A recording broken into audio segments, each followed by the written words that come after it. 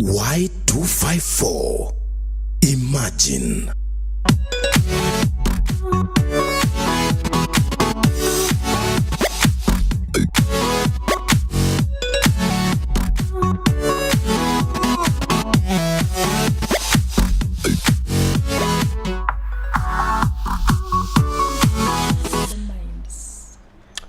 Right, welcome. This is Y254. It is a Monday, so it's time for a money discussion. As you know it, every Monday we have our discussions concerning current affairs from 7 all the way through to 7:30. Matters current affairs, matters politics, matters education, everything that determines the development of this country. We discuss it right here on Y254. This is Y254 News with me. My name is Ram Aguko, at Ram Aguko on every social media platform: Facebook, Twitter, Instagram, YouTube, each and every place. And you Y254 at Y254 channel on Twitter, Y254 on Facebook and Instagram. You also follow us on our YouTube uploads where you can find these discussions online. Now tonight it is all about matters education, the state of Kenyan schools, the future of the school. As you know it, the schools have been closing down. A lot has been happening. Schools have been burning down. Students have been raped. Each and everything that has been happening. Last week,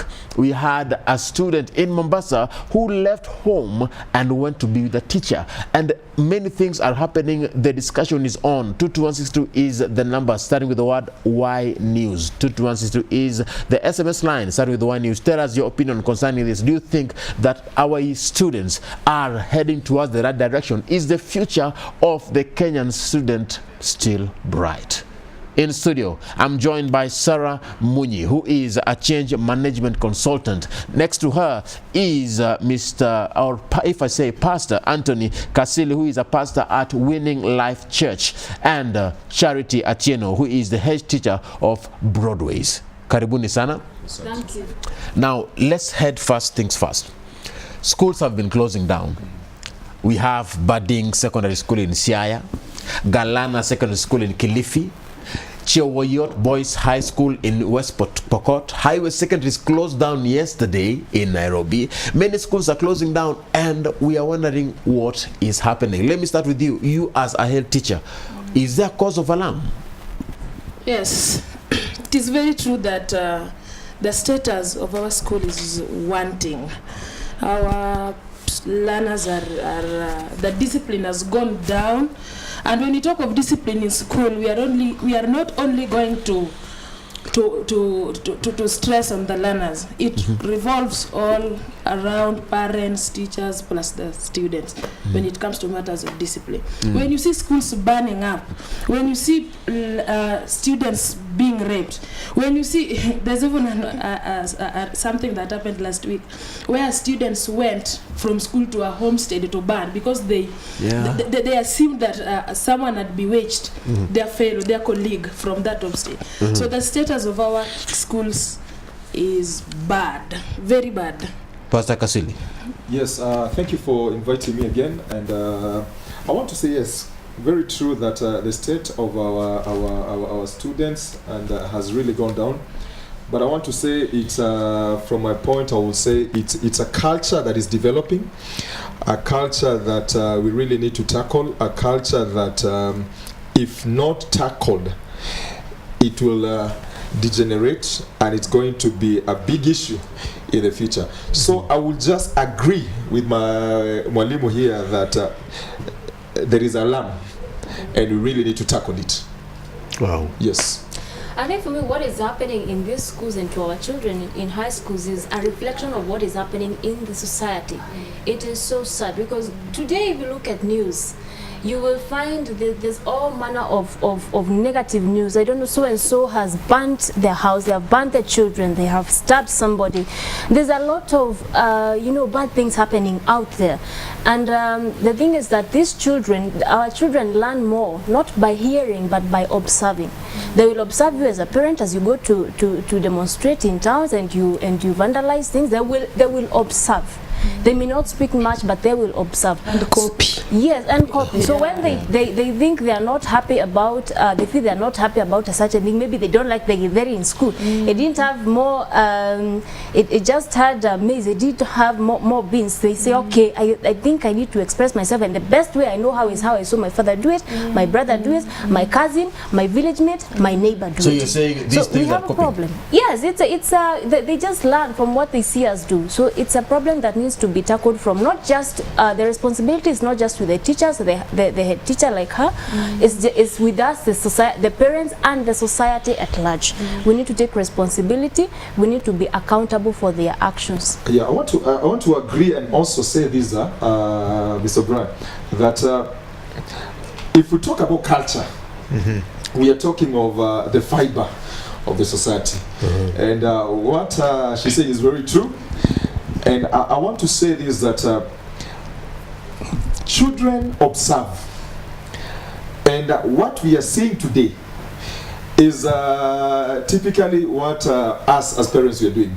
The Bible says in the book of Proverbs 22:6 that train up a child in the way he should go, and they will never depart from it when he grows up. So we are looking at a culture. I was looking at I was in a matatu the other day, those sides of Rongai where I come from, and there is that culture that is there in our matatus, that they cannot follow the queue. They are not impatient. So when you look at this, I was just asking somebody, now the children of these drivers and our touts, what will they copy? How will they become? So I want to say it's a culture, and it's something that we really need to do as parents. We really need to observe and also make a good way for them. It makes me wonder concerning now the kind of trends that have been happening in the past. Let me put it into light. Schools have not been closing down as frequent as now. Yes.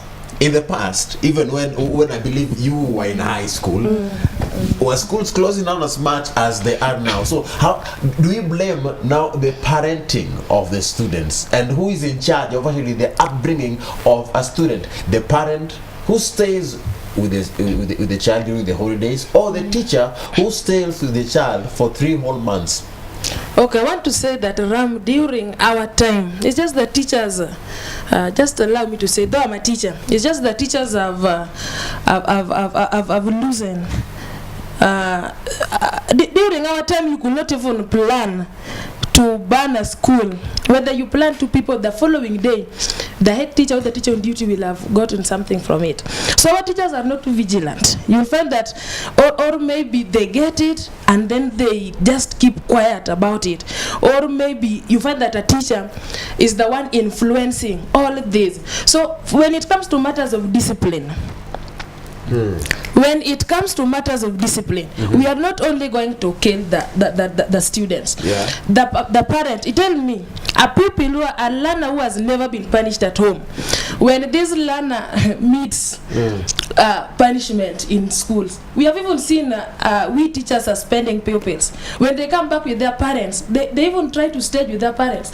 Given opportunity, they can even throw blows at their parents. You know, there is one thing that I am wondering right now.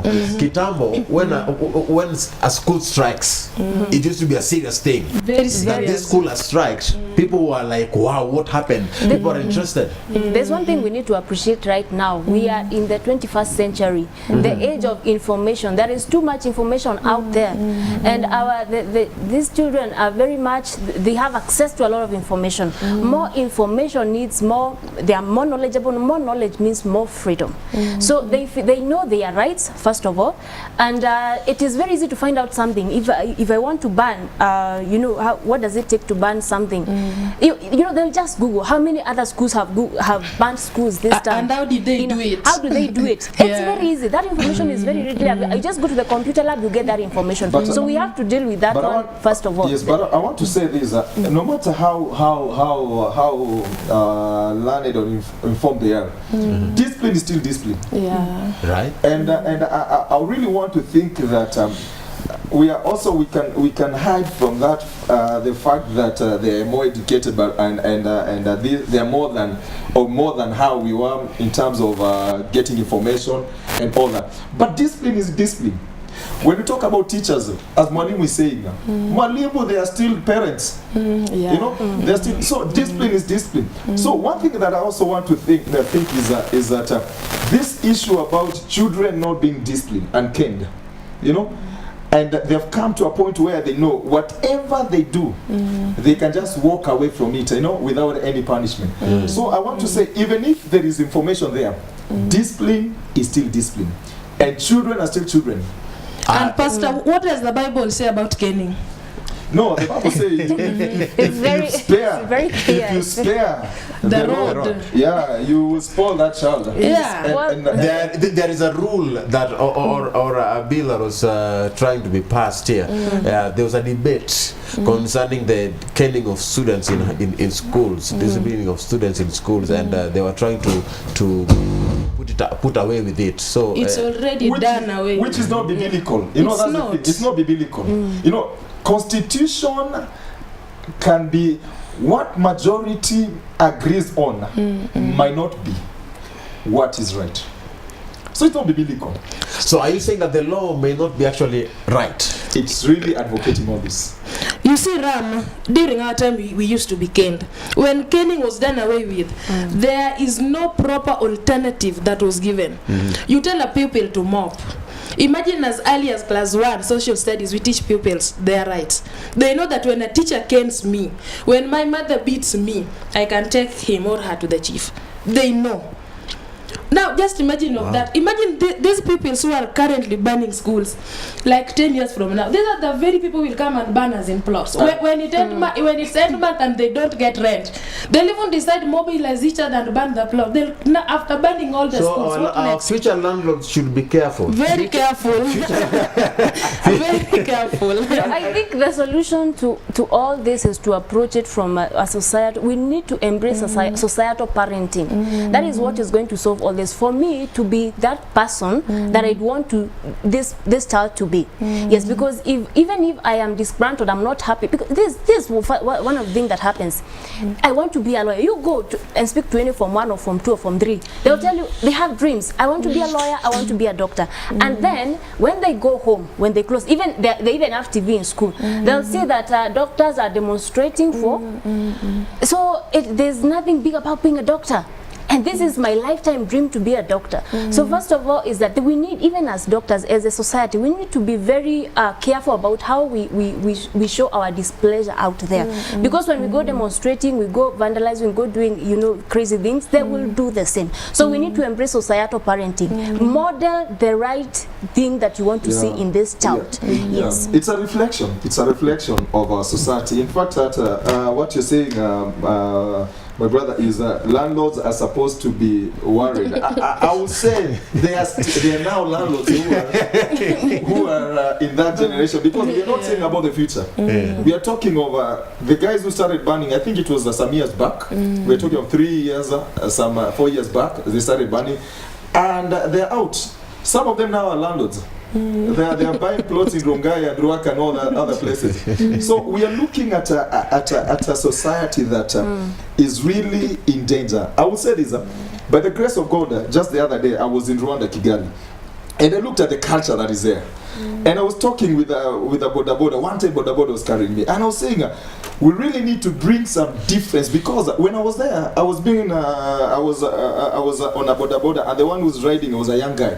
Just a young guy, and you will tell this guy has not cleared school long time ago. And we came to the traffic to a point where we were to interject and to get into another lane. But because the traffic and the lights and the countdown was not on his side for him to move, he waited until we talk about culture. It's a culture that has been infected, and it's a culture that they are growing with. So I want to say, and I want to agree with my sister, and I also want to say this, we really need to start from the society. Perhaps the other thing that we need to look at, because sometimes we like to blame the students, you see, they are the first stakeholder of their education, so they are very important. But then I want us to look at the other stakeholders around us. We have teachers, we have the schools, we have the government. I think one of the things that could have contributed to the apparent school banning, and I'm saying could have, is the capping of the school fees. Because that happened about last year or the last year but one. It was capped. What does that mean? It means that the quality, it could have happened that the quality of maybe the food or some services that are being given to them also goes down. So it affects they start having some of these problems. They want to demonstrate, they want to resort into this, but that should not be an excuse. It could have contributed as well, because we need to look at the side of the government, what they have done, but it could have contributed. However, it does not amount to banning discipline is discipline. Exactly. That's my point. Or discipline. I know that's fine. I'm just pointing an issue that maybe the government should look at, but that does not amount into banning a school to express your displeasure. Okay, I don't know about what you think, my dear, wherever you're tuning from. There are a couple of things that have been mentioned here. One, you've mentioned concerning the society, the kind of behavior that we are seeing from our students is a reflection of our society. Do you think that the students are actually portraying what our parents are doing? Are we actually killing our own generation to come?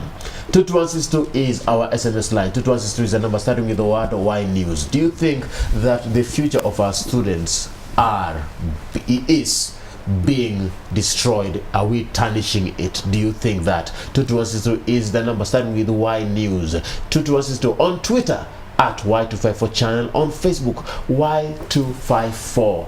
Give your comments, give us your opinions concerning these things, and also concerning the government. Do you think the government is actually giving students a leeway into these things? Pastor said that discipline is discipline. I don't know, do you agree with that? The teacher said that even part of our parents are contributing towards this. Teachers are also contributing towards this, the kind of rules and regulations. Do you think this is true? Give us your comments concerning this. Now, I want to put into light, with the schools closing down, we have something called holiday. Let's talk about this holiday. How can the students who are at home, and there is no actual evidence as to who is banning the schools. There are rumors going around. There is a word that maybe it's for a student who is banning schools. Highway High School yesterday closed down because it was banned. Someone said that it was an arsonist. In Moi Girls, a student was raped. Word came out that it was actually another student who raped the lady, because they say that no DNA was found in the male teachers. So it ought to be lesbianism. The students are on holiday in our homes. How can we keep them busy since they are on holiday? Mwalimu. I think now this is the best time for parents to play their best roles to their children. You find that now parents, in fact, when the same parents who are destroying them to play their roles. They have to. Imagine, discipline has to start from home. A child who was never disciplined at home, no one can discipline outside. As a parent, you have to take that initiative to discipline your child. This is the time that you should now sit your daughter down or your son. Tell him, teach him. There are so many things that they can get involved in. There are so many church programs that they can get in. You should be, as a parent, you should. This is the time that you should not even follow your son or your daughter. What your child watches on television, the kind of things he reads, even on social media. You have to create as you're talking about the church, I think let me just come there and talk about the church. Number one, we start with the parents to go and be prayed for. The parents should go and be prayed for. They need to be prayed for. They need deliverance. They need to be prayed for. I didn't say deliverance. They need to be prayed for so that they can have a direction.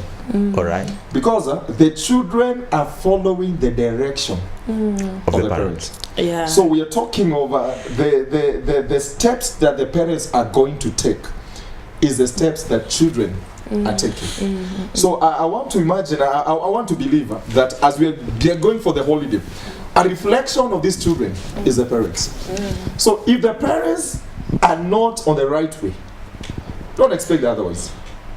So I will just start by saying this. Number one, parents need to be involved in the right ways fully. There is one thing that I would like to put into light. Yes, sir. As a pastor, Yes, I think the church also has a role in raising our students. Exactly. The church has a role. And Yes, then why would we put so much emphasis on parenting with the parents and not on parenting with the pastors or with the church? I want to say this because the first person or the closest people to the students are who?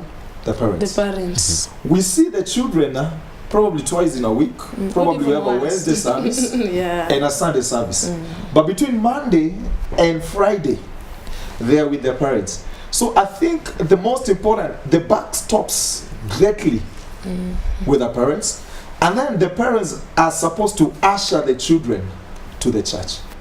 Because what happens is that these values that if we learn in church about the word of God, if I haven't seen salvation, even if we speak about salvation, if I haven't seen it, my mom practicing it or my father practicing it, it will be very hard for me also to do it.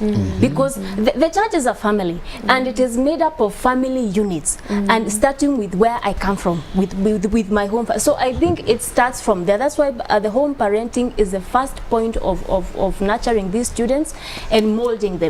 And then also I think that now that they are home, they have their books. They're still students. So can we have let's have a timetable for them, so that we know that from morning up to Sasita you are studying a certain subject. Let them continue with the learning at home, And let parents monitor them closely Yes. at home. No, that timetable also let them be taken to church camps.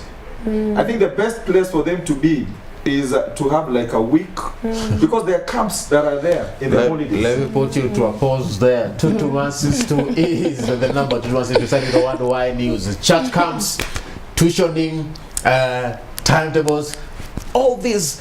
It makes us wonder, what is the future of our generations? As a parent, if you smoke, if you drink, if you do what, do you think it interferes with your child? Or should the blame actually be put on the student themselves? Because at the end of the day, you are the one who carries your own future. That was the number 30 the Y News. I would like to take a short break, but we'll be back with this discussion and more. Keep it locked right here. This is Y254.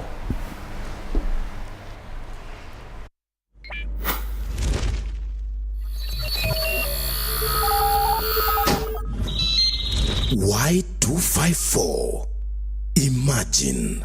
The Heron Portico Hotel is an elegant retreat for the discerning business and leisure travelers. While keeping pace with modern times, it still maintains a traditional feel, drawing its inspiration from the country's heritage. Conveniently located on Jakaya Kikwete Road, the hotel is within close proximity to Nairobi's city center. Thanks to its exceptional service and outstanding facilities, the Heron Portico is consistently within the top 10 hotels in Nairobi, as rated by TripAdvisor. For reservations, please call 0731 888 100 or email us on reservations@heronhotel.com. The Heron Portico, your business-friendly hotel.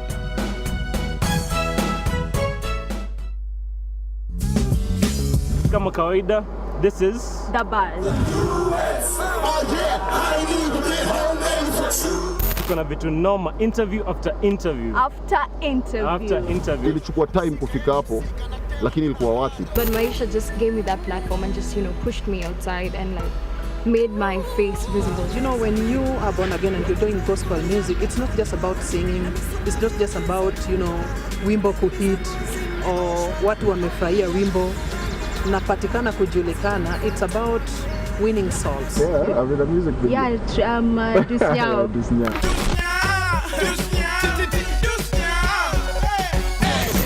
Shout out to the cypher na hip hop culture. And then watu wengi feel na wa intimidate actually because wako like dem anakanza kupiga ngumi, wazeta kuambia kitu wako like why yo, I'm so chilled out, but can you say hi? Call me Vivian Dagwa. And I'm Mike Itai, and this right here Is The Buzz.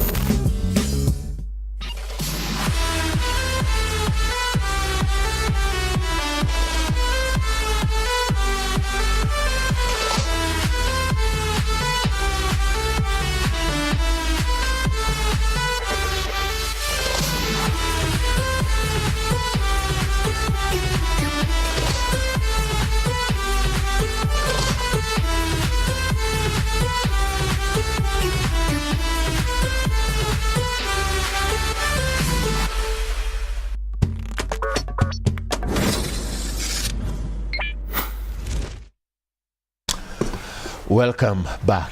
This is Y254. It is a Monday, and as usual, you know, it is all about discussions. Today we're talking about the state of our Kenyan schools, the future of our students, whether our students are heading towards the right direction when it comes to their upbringing, whether we are actually raising students, whether the government, the parents, the church, each and every person in the society is building up to the future of our students. And in studio, I am joined by three guests. One is Charity Atieno, who is a head teacher from a school called Broadways.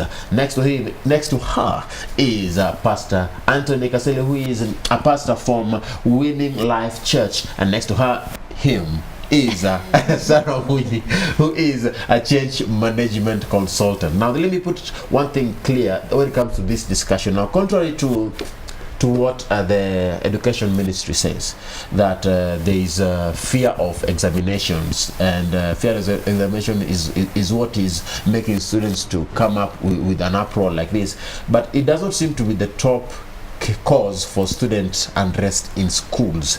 After interviews with students, now